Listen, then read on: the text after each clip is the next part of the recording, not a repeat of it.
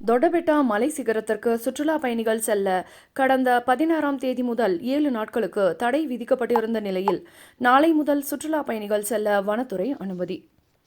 புகழ்பெற்ற சுற்றுலா தலங்களில் ஒன்றான உதகை அருகே உள்ள தொட்டபெட்டா மலை சிகரத்திற்கு செல்லும் சாலையில் போக்குவரத்து நெரிசலை தவிர்க்க வனத்துறை சார்பில் ஃபாஸ்டாக் சோதனை சாவடியை மாற்றியமைக்க கடந்த 16ஆம் தேதி முதல் 7 நாட்கள் தொட்டபெட்டா செல்ல சுற்றுலா பயணிகளுக்கு தடை விதிக்கப்பட்டு சோதனை சாவடியை மாற்றி அமைக்கும் பணிகள் நடைபெற்று 50% நிறைவடைந்த நிலையில் நாளை முதல் தொட்டபெட்டா மலை சிகரத்திற்கு சுற்றுலா பயணிகள் செல்ல வனத்துறை சார்பில் அனுமதி வழங்கப்பட்டுள்ளது.